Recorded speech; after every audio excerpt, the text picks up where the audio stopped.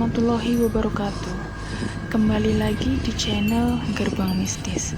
Kali ini saya akan membawakan sebuah cerita yang berjudul Sosok Penunggu Sumur Tua yang ditulis oleh akun Facebook yang bernama Nurul Aziz. Langsung saja kita masuk ke ceritanya. Kisah ini dialami oleh Daeng Puji yang saat ini berusia sekitar 63 tahun. Ketika saat masih muda dulu, sekitar usia 20-an, Daeng Puji mengalami pelecehan dan kekerasan seksual dari seorang pekerja pembangunan suatu proyek besar di Makassar. Bagi warga yang pemukimannya terkena dampak pengembangan proyek besar tersebut, beberapa di antaranya langsung mendirikan warung untuk para pekerja itu. Baik itu warung makan atau cuma warung kopi biasa. Dan Daeng Puji salah satunya. Dalam penuturannya, beberapa kali nafas Daeng Puji turun naik. Dia tampak emosi saat menceritakan kejadian memilukan yang dialaminya itu. Kadang juga terlihat butiran bening air mata yang mengalir perlahan dengan raut wajah tanpa ekspresi, sembari mengenang kejadian yang membuat harga dirinya hancur lebur. Posisi warung kopi Daeng Puji terletak di sudut jalan, agak menjorok masuk kalau dari arah jalan raya. Jalannya juga masih jalan tanah, becek, dan tidak rata karena banyak kubangan. Minggu pertama pengerjaan proyek itu, beberapa pekerja konstruksi mulai memenuhi warung-warung milik warga jika tiba jam istirahat. Semua baik-baik saja, hingga beberapa hari kemudian datanglah malapetaka yang menimpa Daeng Puji.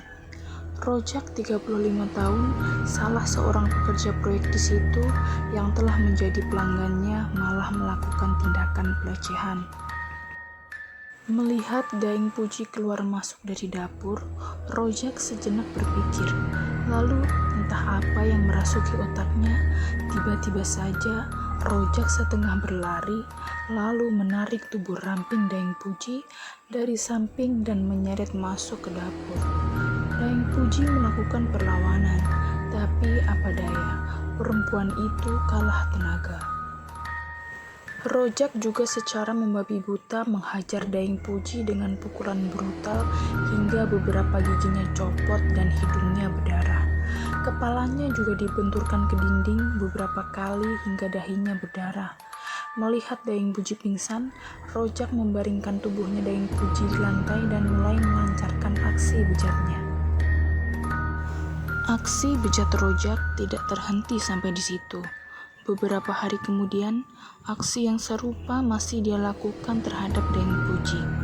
Tentu saja Rojak mengancam akan membunuh Daeng Puji kalau sampai buka mulut kepada orang tuanya. Perkosaan demi perkosaan diterima oleh Daeng Puji. Daeng Puji cuma bisa menangis. Tak jarang, dalam masa haid pun Daeng Puji tetap mendapat aksi perkosaan dari Rojak. Tentu saja di bawah ancaman pisau. Beberapa waktu kemudian, Daeng Puji pun hamil. Rojak juga tidak mau tanggung jawab. Daeng Puji meradang, hatinya sakit. Selama beberapa hari, warung Daeng Puji tutup. Daeng Puji sampai stres memikirkan nasibnya.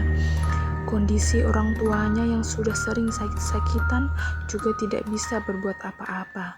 Lalu dalam kekalutannya, Daeng Puji kadang menyendiri di dekat sumur yang ada di belakang rumahnya. Daeng Puji merasa tenang duduk di situ karena suasananya masih asri dan rindang karena masih banyak pepohonan. Entah kenapa, tiba-tiba saja ada pikiran Daeng Puji untuk melakukan bunuh diri.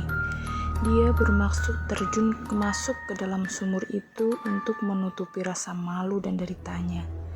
Namun saat Daeng Puji sudah berdiri di bibir sumur itu, ketika itu waktu menjelang maghrib. Ternyata tidak nampak bayangan Daeng Puji di atas air, tapi malah nampak ada sosok bayangan perempuan tua berbaju putih yang seolah hendak keluar dari sumur itu. Daeng Puji terkejut hebat. Spontan dia loncat dari bibir sumur, sempat terpeleset juga. Namun saat Daeng Puji berdiri, di hadapannya sudah berdiri sosok perempuan tua, renta, bertongkat, berbaju putih dengan raut wajah yang agak tertutup kerudung. Belum hilang rasa kaget dan takut Daeng Puji, sosok wanita tua itu meminta agar Daeng Puji membalas rasa sakit hati dengan membunuh laki-laki yang telah menghamilinya. Daeng Puji berlari pulang, wajahnya pucat pasi mengenang pertemuan dengan sosok wanita tua itu. Selama berhari-hari, sosok wanita tua itu sering mendatangi Daeng Puji, entah lewat mimpi atau kadang penampakan di dalam kamar Daeng Puji langsung. Akhirnya, suatu malam, Daeng Puji datang menemui Rojak di kos karyawan tempatnya bekerja. Kebetulan cuma dia sendirian malam itu. Daeng Puji mengajak Rojak ke warungnya padahal sedang tutup. Rojak tenang-tenang saja. Dia agak heran juga, selama ini warung Daeng Puji tutup, tapi tiba-tiba saja dia mengajaknya untuk jalan-jalan ke warungnya.